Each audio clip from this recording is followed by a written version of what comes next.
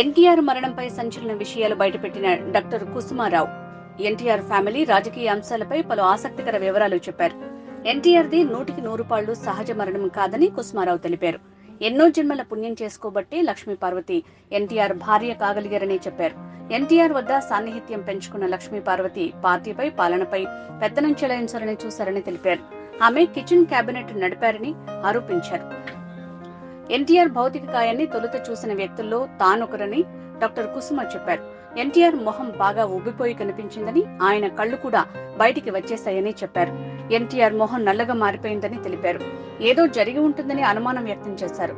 ఎన్టీఆర్ కు మగతనాన్ని పెంచే స్టెరాయిడ్స్ ఎక్కువగా ఇచ్చినట్లు మెడికల్ సర్కిల్స్ లో చర్చ జరిగేదని డాక్టర్ కుసుమ చెప్పారు. ఎన్టీఆర్ ద్వారా లక్ష్మీ పార్వతి పిల్లల్ని కన్నాలని చూశారని, ఈ క్రమంలో హార్మోన్ల కోసం స్టెరాయిడ్స్ వాడారని తెలిపారు. వాస్తవానికి ఎన్టీఆర్ రాత్రి 10:30 11 గంటల మధ్య కన్నుమూసినట్టు వార్తలు వచ్చాయని, కానీ అర్ధరాత్రి తర్వాత మరణించినట్టు చెప్పారని ఆమె తెలిపారు. స్టెరాయిడ్స్ తీసుకోవటం వల్లే ఎన్టీఆర్ గారికి మరణం సంభవించి ఉండొచ్చని అభిప్రాయం వ్యక్తం చేశారు.